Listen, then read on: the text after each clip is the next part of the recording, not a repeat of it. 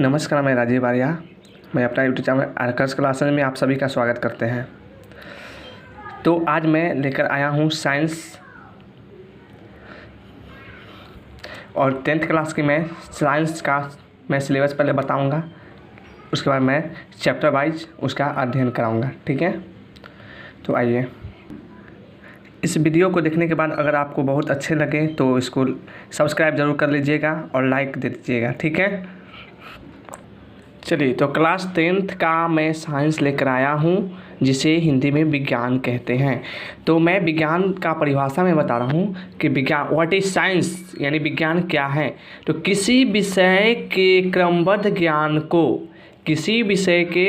ज्ञान को विज्ञान कहते हैं। ठीक है, मतलब किसी भी विषय में के बारे में चर्चा किया जाएगा उसी को विज्ञान कहते हैं। ठीक है, प्राकृतिक विज्ञान की शाखाओं को 2 भागों में बांटा गया है या बांटा जाता है। ठीक है, पहला आपका हो जाएगा भौतिक विज्ञान, जिसे इंग्लिश में फिजिकल साइंस कहते हैं। क्या कहते हैं? Physical science. ठीक है, दूसरा आपका है जैव विज्ञान। क्या है? जैव विज्ञान, यानी कि उसे इंग्लिश में कहते हैं बायोलॉजिकल साइंस। क्या बोलेंगे?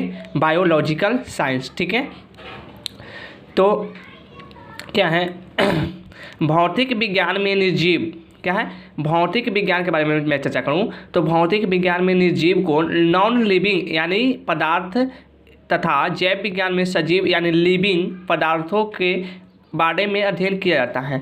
जैसे कि मैं बता दूं, भौतिक विज्ञान के बारे में मैं निर्जीव का चर्चा करूंगा, और क्या है कि जैव विज्ञान के बारे में सजीव का चर्चा किया जाता है। ठीक है, और इधर देखिए साइंस को 3 भागों में बांटा गया है। साइंस को क्या है ना, प्राकृतिक रूप से 2 भागों में बांटा है, जिसे भौतिकी विज्ञान और जैव विज्ञान कहते हैं। बट साइंस को 3 भागों में बांटा है, जो कि हमें पढ़ना है 10th और 9th क्लास में। ठीक है, तो मैं 10th का चर्चा कर रहा हूँ। तो यहाँ पे फर्स्ट क्या है? भौतिकी। क्या है? भौतिकी।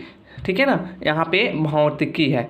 तो भौतिकी को फिजिक्स कहते हैं, और साइंस शास्त्र केमिस्ट्री हो जाता है, और बायोलॉजी यानी जीव विज्ञान हो जाता है। ठीक है, तो पहले मैं चर्चा करूँगा किस पे? भौतिकी पे। ठीक है ना, तो मैं फिजिक्स का चैप्टर लेकर आ रहा हूँ। तो इससे पहले क्या है कि मैं भौतिकी के बारे में जानूँ। ठीक है, तो भौतिकी होता क्या है ना, तो भौतिकी क्या है यानी फिजिक्स क्या है? विज्ञान की वह शाखा जिसमें द्रव्यमान, ऊर्जा, द्रव्य, गति तथा बल का अध्ययन किया जाता है। ठीक है, फिर से बता दूं, विज्ञान की वह शाखा जिसके अंतर्गत द्रव्यमान, ऊर्जा, द्रव्य, गति तथा बल का अध्ययन किया जाता है, भौतिकी कहलाता है। ठीक है, जैसे हो जाएगा क्या? रात दिन का होना, ऋतुओं का बदलना यानी मौसम का बदलना, जैसे गर्मी, बारिश, सर्दी। ठीक है, ऊर्जा, हवा, पानी, बालू एवं इंद्रधनुष इत्यादि। ठीक है, चलिए नेक्स्ट। भौतिकी विज्ञान का जनक किसे कहते हैं? भाई भौतिकी तो जान गए, तो भौतिकी का जनक किसे कहते हैं, यानी भौतिकी बनाया किसने है? ठीक है ना, तो भौतिकी विज्ञान का जनक जो कहते हैं यानी पिता सर आइजक न्यूटन को कहते हैं। किसे कहते हैं? सर आइजक न्यूटन में। ठीक है, सर आइजक न्यूटन को कहते हैं। आप जानते हैं कि न्यूटन, देखिए किसी भी गाड़ी में भी न्यूटन होता है। ठीक है, चलिए नेक्स्ट पॉइंट है आपका क्या? आधुनिक भौतिकी। क्या है?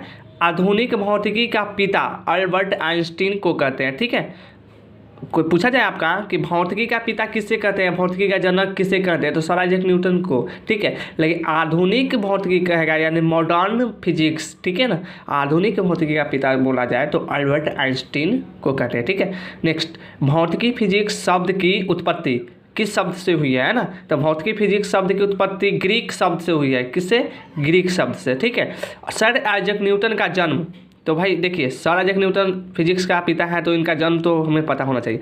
तो सर आइजक न्यूटन का जन्म जो हुआ है 4 जनवरी 1643 को बुल्सथ्रोपे लिंकनशायर गांव की इंग्लैंड में हुआ था। कहाँ पे हुआ था? इंग्लैंड में। ठीक है, तो आपका 10th क्लास का जो सिलेबस है फिजिक्स का मैं बता दूं, पहला चैप्टर आपको पढ़ना है प्रकाश का प्रवर्तन, जिसे इंग्लिश में बोला जाता है रिफ्लेक्शन ऑफ लाइट। सेकेंड है आपका प्रकाश का अपवर्तन, जिसे कहते हैं इंग्लिश में रिफ्रैक्शन ऑफ लाइट। ठीक है, उसके बाद 3rd नंबर आपका है मानव नेत्र वायुमंडलीय अपवर्तन या वर्ण विक्षेपण। ठीक है, जिसे इंग्लिश में बोला जाता है the human eye and the colourful world. क्या बोला जाता है? The human eye and the colourful world. ठीक है, 4 नंबर आपका है सिलेबस में। 4 नंबर चैप्टर का नाम है विद्युत धारा, जिसे इंग्लिश में बोला जाता है इलेक्ट्रिक करेंट्स। क्या बोलते हैं? Electric currents. 5 नंबर में आपका है विद्युत धारा के चुंबकीय प्रभाव। क्या है? विद्युत धारा के चुंबकीय प्रभाव, जिसे इंग्लिश में बोला जाता है magnetic effects of the electric current. क्या बोला जाता है? Magnetic effects of electric current. ठीक है, नेक्स्ट एंड लास्ट पॉइंट आपका 6 है, जो है ऊर्जा का स्रोत, यानी सोर्स ऑफ एनर्जी। क्या है? ऊर्जा का स्रोत, सोर्स ऑफ एनर्जी। तो आज इतना ही, मैं आपको सिलेबस बता दिया हूँ। तो नेक्स्ट मेरा वीडियो आने वाला है, जो प्रकाश का परावर्तन क्या है मैं उसमें बतलाऊंगा, और प्रकाश का परावर्तन को बारीकी से पढ़ेंगे। ठीक है, अगर इस वीडियो आपको अच्छा लगे तो इसको सब्सक्राइब कर दीजिए, लाइक कर दीजिए और बेल आइकन को दबा दीजिएगा। ठीक है, धन्यवाद।